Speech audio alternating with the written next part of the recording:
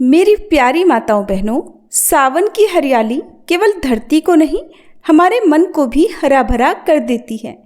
और जब इसी पावन सावन मास में पड़ती है पुत्रदा एकादशी, तब उसका पुण्य और प्रभाव दोनों ही 100 गुना अधिक हो जाते हैं। आज की तिथि केवल एक व्रत का नाम नहीं है, ये एक ऐसा दिवस है जब श्री हरि स्वयं अपने दिव्य रूप में पापों को हरते हैं, संतानों को जीवन में सुख समृद्धि देते हैं और भक्तों की झोली कृपा से भर देते हैं। ये वो एकादशी है जो न केवल भवसागर से पार लगाती है, बल्कि संतान सुख से भी जीवन को पूर्णता देती है। किंतु ये व्रत केवल नियमों से नहीं, प्रेम, भक्ति और समर्पण से सिद्ध होता है। आज की इस कथा में हम केवल नियम नहीं, प्रेम से भरी सेवा भी देखेंगे। आज हम उसी पुत्रदा एकादशी की वो दिव्य कथा सुनेंगे जिसमें न केवल एक राजा को संतान प्राप्ति का सुख मिला, बल्कि लाखों लोगों को ये विश्वास भी मिला कि यदि मन में भक्ति हो, हृदय में श्रद्धा हो, तो भगवान स्वयं आपके जीवन की दिशा बदल सकते हैं। अपनी प्रजा का पालन संतान की तरह करने वाले धर्मराज युधिष्ठिर महाराज ने एक बार श्री कृष्ण से सावन मास के शुक्ल पक्ष की पुत्रदा एकादशी के विषय में पूछा। महाराज युधिष्ठिर ने पूछा, हे मधुसूदन, श्रावण मास के शुक्ल पक्ष में किस नाम की एकादशी आती है? कृपया उसका भी वर्णन कीजिए। तब भगवान श्री कृष्ण बोले, राजन, प्राचीन काल की बात है, द्वापर युग के प्रारंभ का समय था। महिष्मती नगरी में राजा महिजीत अपने राज्य का पालन करते थे, किंतु उन्हें कोई पुत्र नहीं था, इसलिए वह राज्य उन्हें सुखदायक नहीं लगता था। अपनी अवस्था अधिक देखकर राजा को बड़ी चिंता होने लगी। उन्होंने प्रजाजनों के बीच बैठकर एक दिन इस प्रकार कहा, प्रजाजनों, इस जन्म में मुझसे कोई पातक नहीं हुआ है। मैंने अपने खजाने में अन्याय से कमाया हुआ धन भी कभी जमा नहीं किया। ब्राह्मणों और देवताओं का धन भी मैंने कभी नहीं लिया है। पुत्रवत प्रजा का पालन किया है, धर्म से पृथ्वी पर अधिकार जमाया है। दुष्टों को, चाहे वे बंधु और पुत्रों के समान ही क्यों न हो, मैंने उन्हें हमेशा दंड दिया है। शिष्ट पुरुषों का सदैव सम्मान किया है और किसी को द्वेष का पात्र कभी नहीं समझा। फिर क्या कारण है जो मेरे घर में आज तक पुत्र उत्पन्न ही नहीं हुआ? आप लोग कृपया इस पर विचार करें। राजा के ये वचन सुनकर प्रजा और पुरोहितों के साथ कुछ ब्राह्मणों ने उनके हित का विचार करके गहन वन में प्रवेश किया। राजा का कल्याण चाहने वाले वे सभी लोग इधर उधर घूमकर ऋषि सेवित आश्रमों की तलाश करने लगे। इतने में ही उन्हें एक आश्रम पर मुनिश्रेष्ठ लोमश जी के दर्शन हुए। लोमश जी धर्म के तत्वज्ञ, संपूर्ण शास्त्रों के विशिष्ट विद्वान, दीर्घायु और महात्मा हैं। उनका शरीर लोम से भरा हुआ है। वे ब्रह्मा जी के समान तेजस्वी हैं। एक एक कल्प बीतने पर उनके शरीर का एक लोम अर्थात रोम विक्षीर्ण होता है, टूट कर गिरता है, इसीलिए उनका नाम लोमश हुआ है। वे महामुनि तीनों कालों की बात जानते हैं। उन्हें देखकर सभी लोगों को बड़ा हर्ष हुआ। लोगों को अपने निकट आया देखकर लोमश ऋषि ने पूछा, तुम सब लोग यहाँ किस लिए आए हो? अपने आने का कारण बताओ। तुम लोगों के लिए जो भी हितकर कार्य होगा उसे मैं अवश्य ही करूँगा। प्रजाजनों ने कहा, हे ब्राह्मण, इस समय महिजीत नाम वाले जो राजा हैं, उन्हें कोई पुत्र नहीं है। हम लोग उन्हीं की प्रजा हैं जिनका उन्होंने पुत्र की तरह पालन किया है, लेकिन उन्हें पुत्रहीन देखकर उनके दुख से दुखी होकर हम तपस्या करने का दृढ़ निश्चय करके यहाँ आए हैं। हे द्विजोत्तम, राजा के भाग्य से हमें इस समय आपका दर्शन प्राप्त हुआ है और महापुरुषों के दर्शन से ही मनुष्यों के सब कार्य सिद्ध हो जाते हैं। मुने, अब हमें उस उपाय का उपदेश कीजिए जिससे हमारे राजा को पुत्र की प्राप्ति हो। उनकी बातें सुनकर लोमश ऋषि 2 घड़ी के लिए ध्यान मगन हो गए। इसके बाद राजा के प्राचीन जन्म का वृतांत जानकर उन्होंने कहा, प्रजावृंद सुनो, राजा महीजीत पूर्व जन्म में मनुष्यों को चूसने वाला धनहीन वैश्य था और वह वैश्य गांव-गांव घूमकर व्यापार किया करता था। एक दिन ज्येष्ठ के शुक्ल पक्ष में दशमी तिथि को जब दोपहर का सूर्य तप रहा था, वह किसी गांव की सीमा में एक जलाशय पर पहुंचा। पानी से भरा हुआ जलाशय देखकर वैश्य ने वहां जल पीने का विचार किया। इतने में ही वहां अपने बछड़े के साथ एक गऊ भी आ पहुंची।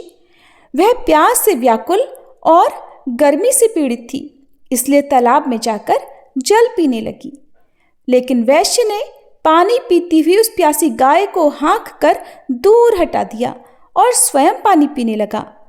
उसी पाप कर्म के कारण राजा इस समय पुत्रहीन हुए हैं। किसी जन्म के पुण्य से इन्हें निष्कंटक राज्य की प्राप्ति हुई है।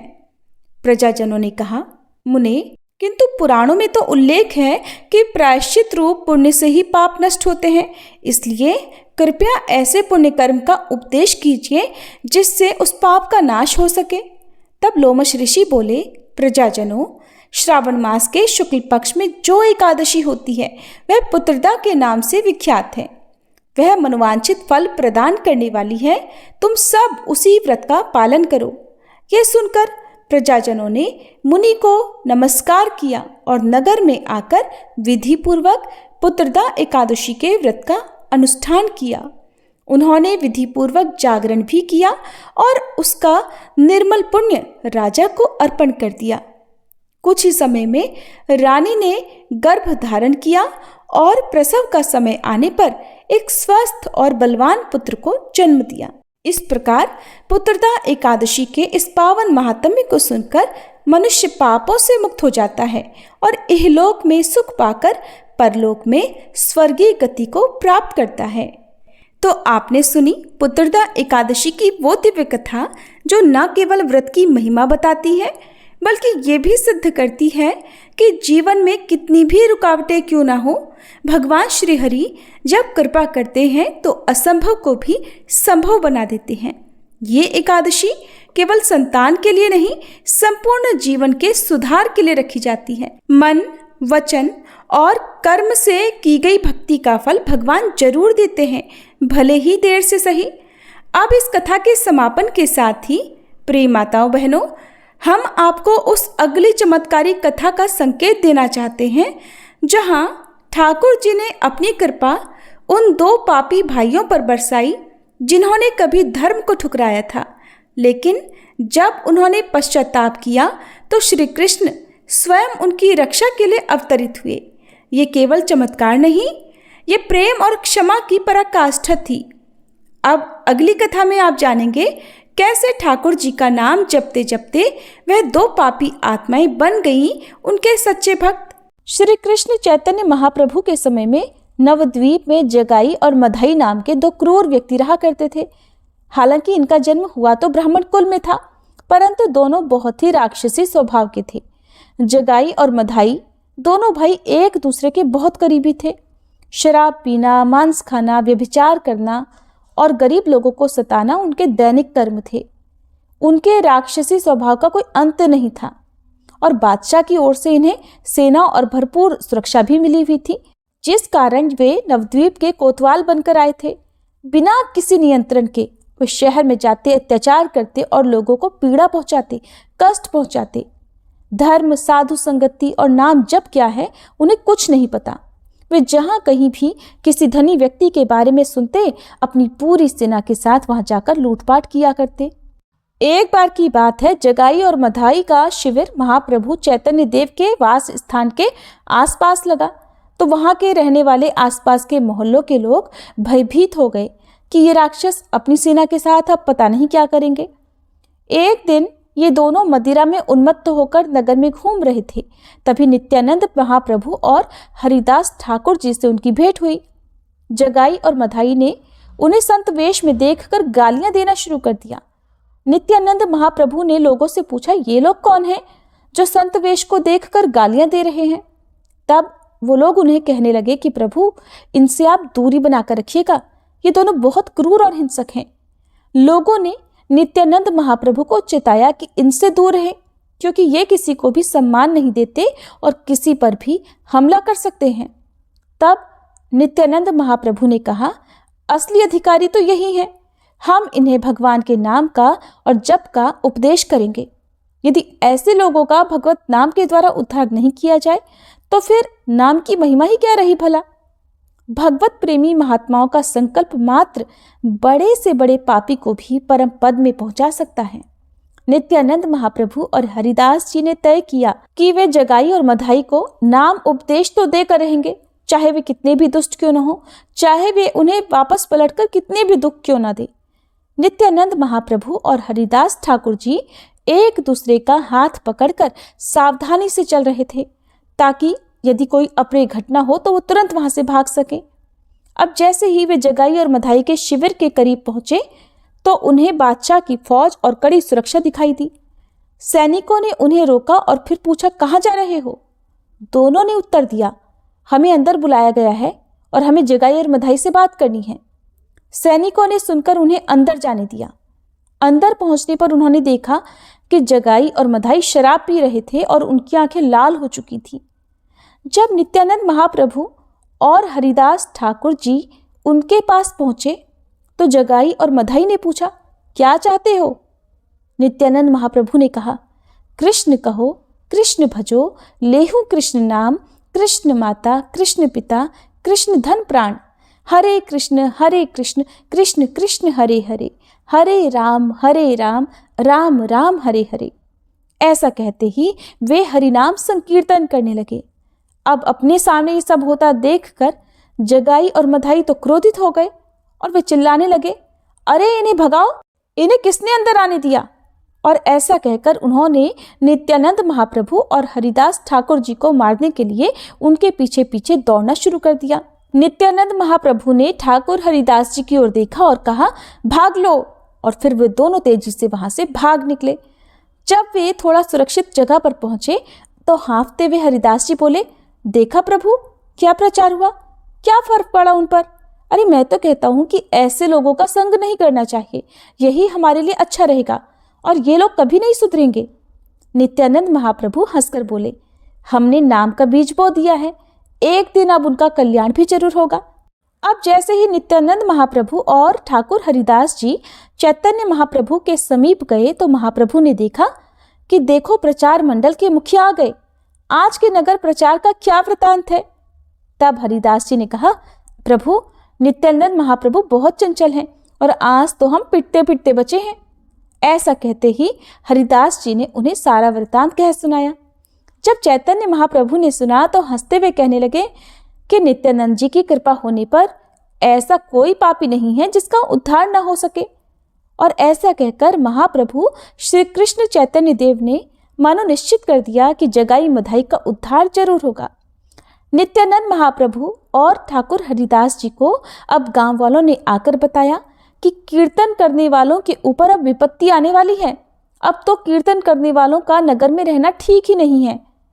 तब नित्यानंद महाप्रभु ने गांव वालों को समझाते हुए कहा कि किसी को डरने की जरूरत नहीं है, श्री कृष्ण कृपा से कीर्तनकार सुरक्षित हैं।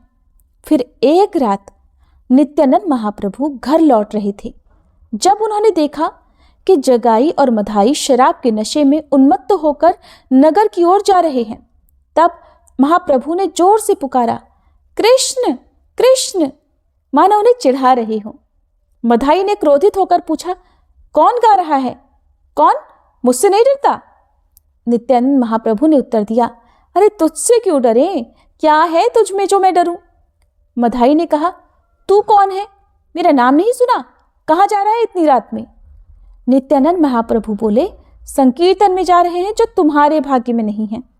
मधाई ने पूछा, क्या नाम है तेरा? नित्यानंद महाप्रभु ने कहा, अवधूत। अब की बार तो मधाई ने उनसे चिढ़ते हुए कहा, अवधूत, ये कैसा नाम है? तुझे मेरी ताकत का पता नहीं? गुस्से में मधाई ने पास पड़ी सुराही उठाई और नित्यानंद महाप्रभु के सिर पर जोर से दे मारी। अब जिससे उनके मस्तक से खून बहने लगा, उनके कपड़े लाल हो गए। लेकिन इतना सब होने पर भी महाप्रभु ने कोई क्रोध नहीं किया, बल्कि भगवान से प्रार्थना की कि प्रभु अब इनका उद्धार कर दो, इनकी दुर्दशा मुझसे देखी नहीं जाती। ये सुनते ही मधाई तो और क्रोधित हो गया, फिर से प्रहार करने को तैयार हुआ, लेकिन अब की बार जगाई ने उसका हाथ पकड़ लिया।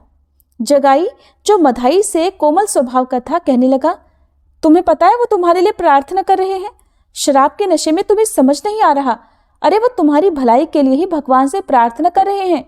अब दोबारा हमला मत करना। जगाई ने मधाई को शांत किया और उसे घसीटकर दूर ले गया। तब मधाई ने नाराज होकर कहा, तूने मुझे क्यों रोका? अरे मैं उसे मार डालूंगा। जगाई ने समझाते हुए कहा, वो सन्यासी हैं, उनका मार्ग सही है। अवधूत का क्या गांव क्या नाम, शांत हो जाओ। इसी बीच नित्यानंद महाप्रभु खून से लथपथ थे, लेकिन उन्हें कोई परवाह नहीं थी। वे तो आनंद से हरिनाम कीर्तन करते रहे, जबकि उनके शरीर से रक्त बहता रहा। अब जब महाप्रभु चैतन्य देव कीर्तन शुरू करने ही वाले थे कि एक व्यक्ति दौड़ता हुआ उनके पास आया और बोला, महाप्रभु, नित्यानंद महाप्रभु पर मधाई ने हमला कर दिया है। ये सुनकर चैतन्य महाप्रभु स्तब्ध रह गए और बोले, नित्यानंद को मारा? जो मेरे प्राणों से भी प्यारे हैं, उन नित्यानंद को मारा? ये सुनते ही महाप्रभु चैतन्य देव तुरंत दौड़ पड़े और उनके पीछे भक्तों की मंडली भी ढोल, मंजीरा और मृदंग लेकर भागने लगी। जब वे पहुंचे तो नित्यानंद महाप्रभु आनंद में नृत्य कर रहे थे, जबकि उनके कपड़े और भूमि रक्त से सने हुए थे।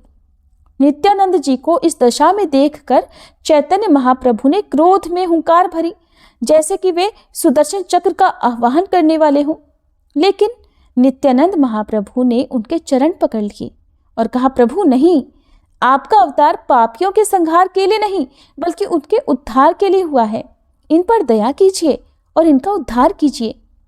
तब नित्यानंद महाप्रभु ने चैतन्य जी से प्रार्थना की कि मैं चाहता हूँ ये पापी भी भगवान के प्रेमी बने। अब तो चैतन्य महाप्रभु शांत हो गए, उनका क्रोध शांत हो गया और बाकी भक्तजनों ने भी उनसे प्रार्थना की कि नित्यानंद जी का संकल्प पूरा हो। सभी लोगों ने महसूस किया कि सुदर्शन चक्र आकाश से आने ही वाला था, लेकिन नित्यानंद महाप्रभु की प्रार्थना से वह अंतर्ध्यान हो गया। ठाकुर हरिदास जी ने महाप्रभु से कहा, प्रभु अब और देर मत कीजिए, इनका उद्धार अब होना ही चाहिए। मधाई ने नित्यानंद जी को मारा, लेकिन जगाई ने उन्हें बचाया। ये सुनकर चैतन्य महाप्रभु का शरीर पुलकित हो गया। उन्होंने कहा, जगाई ने मेरे नित्यानंद की रक्षा की? वो कहाँ है?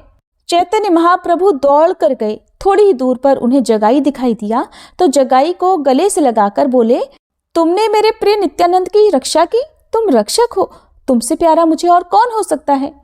महाप्रभु के आलिंगन से जगाई मूर्छित हो गया। जब उसे चेतना आई तो वह उनके चरणों में लौटने लगा, कहने लगा, प्रभु मेरा उद्धार कर दो। और महाप्रभु के आलिंगन से उस क्रूर के, उस पापी के सारे पाप नष्ट हो गए और वह रोने लगा, प्रभु यदि आप मुझ पर प्रसन्न हैं तो मेरे भाई मधाई पर भी कृपा करें, उसके अपराधों को क्षमा करें। मधाई कांपने लगा। अब उसे ग्लानि हुई कि उसने महापुरुषों पर प्रहार किया। सोचते सोचते वह गिर पड़ा और फिर चैतन्य महाप्रभु के चरण पकड़कर बोला, प्रभु मैं भी पापी हूँ, मुझ पर भी कृपा करो। अब तो दोनों भाई बार बार उनके चरणों में लौटने लगे। पूरा नगर उन राक्षसों को इस दशा में देखकर अचंभित था। ये सब महाप्रभु चैतन्य देव की कृपा का स्वरूप था। महाप्रभु ने रोते हुए कहा, मधाई मैं तुम्हें क्षमा नहीं कर सकता, क्योंकि तुमने नित्यानंद महाप्रभु पर प्रहार किया है। हाँ, यदि वे तुम्हें क्षमा कर दें तो मैं भी क्षमा कर दूंगा। अब मधाई भागकर नित्यानंद महाप्रभु के चरणों में गिर पड़ा और रोने लगा। नित्यानंद महाप्रभु ने कहा, भैया मैंने तो तुम्हारे अपराध को माना ही नहीं। अब जब ये बात सुनी तो मधाई और जोर से रोने लगा। तब नित्यानंद महाप्रभु ने उसे गले से लगा लिया। फिर नित्यानंद महाप्रभु ने इशारा किया और मधाई चैतन्य महाप्रभु के चरणों में गिर पड़ा।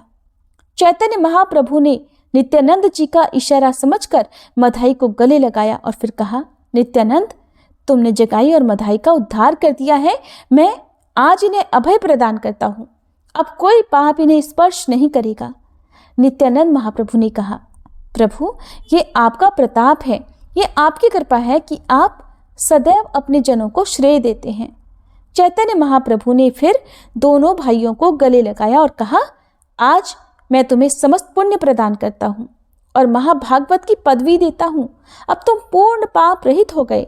जगाई और मधाई फिर उनके चरणों में गिरते रहे और उनका हृदय निर्मल होता चला गया। महाप्रभु का प्रभाव और ऐसे राक्षसों का उद्धार देखकर पूरा नगर आनंदित हो गया।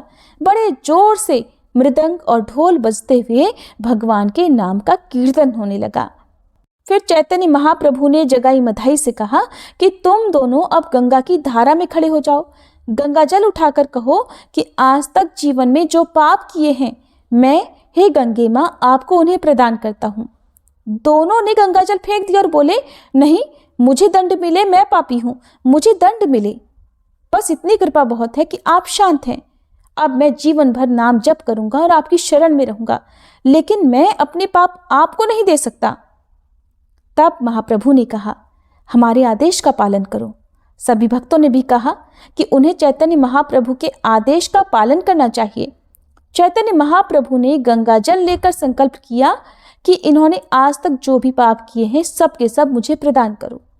चैतन्य महाप्रभु का गौर रंग कुछ क्षण के लिए सांवला हो गया, क्योंकि उनके पाप बहुत थे और उसी पाप के कारण उनका गौर रंग श्याम वर्ण में बदल गया था। महाप्रभु ने गंगा में खड़े होकर जगाई और मधाई के सारे पाप ले लिए और उन्हें महाभागवत बना दिया।